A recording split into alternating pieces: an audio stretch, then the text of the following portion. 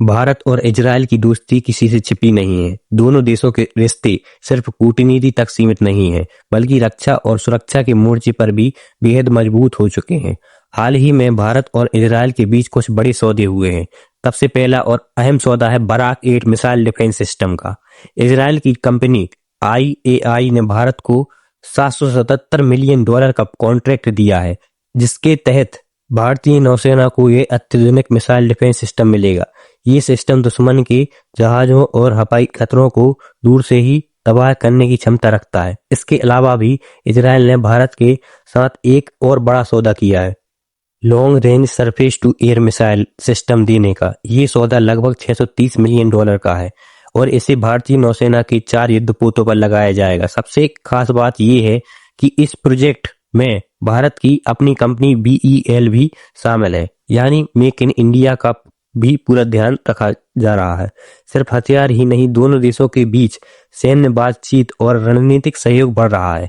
2025 में नई दिल्ली में भारत और इजरायल के बीच 13 राउंड ऑफ स्टाफ टॉक हुए हैं, जहां टेक्नोलॉजी शेयरिंग, ट्रेनिंग और सुरक्षा पर गहरी चर्चा हुई।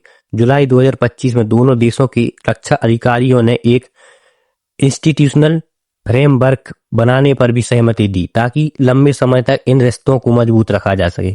भारत ने पहले 10 साल में इजरायल से हथियार का व्यापार 33 गुना बढ़ा दिया है। 2015 में ये सिर्फ $5 से $6 मिलियन था, जबकि 2023 में ये करीब $265 मिलियन तक पहुंच गया है। अब बात करते हैं रसिया की। भारत ने रूस की कंपनी रोसोबोरोन एक्सपोर्ट के साथ लगभग $248 मिलियन का समझौता किया है T-72 बैटल टैंकों के इंजन अपग्रेड के लिए। इस डील में 1000 हॉर्स पावर के इंजन शामिल हैं, जो वर्तमान 780 हॉर्स पावर इंजन से ताकतवर होंगे। इसके साथ ही ट्रांसफर और टेक्नोलॉजी का प्रावधान है, ताकि भारत में इंजनों का स्थानीय उत्पादन भी हो सके। इसके साथ ही रूस का कहना है कि S-400 एयर डिफेंस सिस्टम की बाकी खेप 2025-2026 तक दे दी जाएंगी। साथ ही में एक्स्ट्रा खेप पर भी बात चल रही है और रूस ने भारत को Su-57E फाइटर जेट की स्थानीय उत्पादन की पेशकश भी दी है और साथ में ही भारत की made in India jet program AMCA को भी मदद देने की बात की है।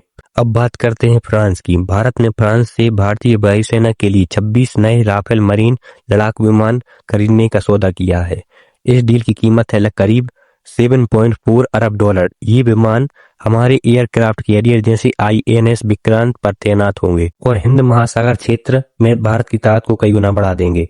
अब जब बात डिफेंस डील की चल ही रही है, तो तेजस MK-1A डील को कैसे भूला जा सकता है। सरकार ने भारत की कंपनी HAL यानी हिंदुस्तान एरोनॉटिकल लिमिटेड के साथ मिलकर 97 नए तेजस MK-1A लड़ाकू विमान खरीदने की योजना बनाई है। इस डील की कीमत करीब 62,370 करोड़ रुपए होगी और ये डील मेड इन इंडिया के तहत होगी। आज के लिए बस इतना ही। आगे की डिफेंस अपडेट्स के लिए चैनल पर बने रहें। जय हिंद।